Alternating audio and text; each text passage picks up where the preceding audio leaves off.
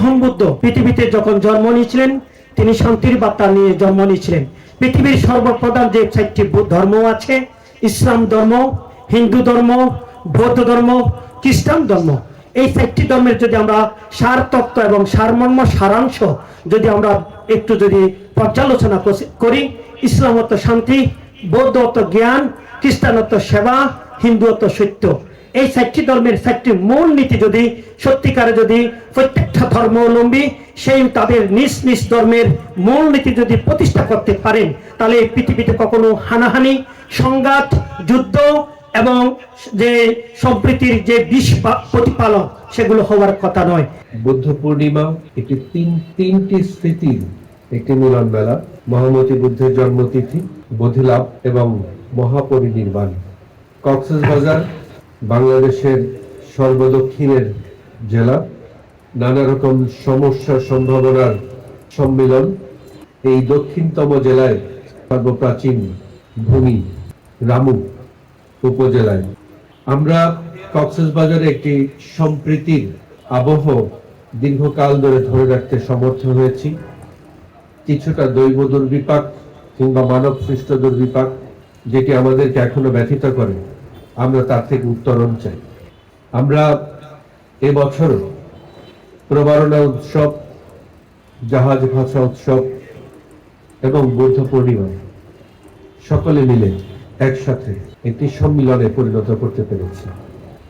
এই কৃতিত্ব সকলের। সঠিক প্যাড আর সঠিক তথ্য দিয়ে কেশু সামলে নিব এক হয়ে। Monalisa sanitary napkin. বর্তমান সরকার নানা ধরনের উদ্যোগ গ্রহণ করেছে। আমরা যে সকলকে এই দেশের একজন অংশী, আমরা যে সবাই একীভূত করা এবং সকলকে নিয়ে যে আমাদের পথ চলা, তারই একটা অংশ হিসাবে আমরা সকল ধর্মের বিভিন্ন উৎসবে আমরা একসাথে শরিক হই এবং উদযাপন করার চেষ্টা করি। সেই ধারাবাহিকতায় বুদ্ধ পূর্ণিমা উপলক্ষে এই উৎসবে আমরা সামিল হয়েছি এবং উদযাপন করতে যাচ্ছি বাংলাদেশ শিল্পকলা একাডেমি এবং সংস্কৃতি বিষয়ক মন্ত্রণালয়ের পক্ষ থেকে। এটা সম্প্রীতির বাংলাদেশ বিনির্মাণের লক্ষ্যে কাজ করে যাচ্ছে। মহামতি বুদ্ধ, তথাগত বুদ্ধ, তিনি কি চেয়েছিলেন?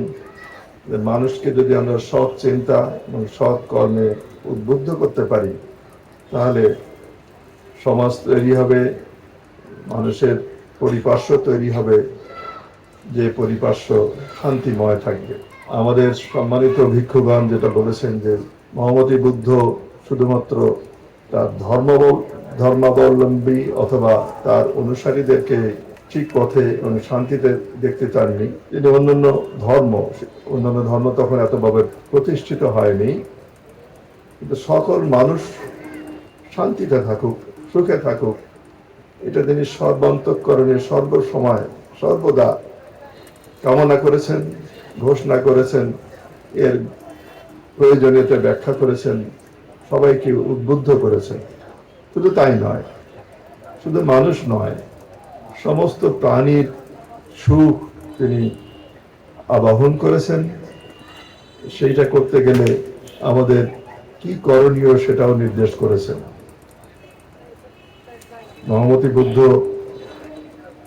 একটি অন্ধকারাচ্ছন্ন সমাজকে আলোকিত সমাজে পরিণত করার জন্য চেষ্টা করেছেন এবং বহুলাংশে সফল হয়েছেন।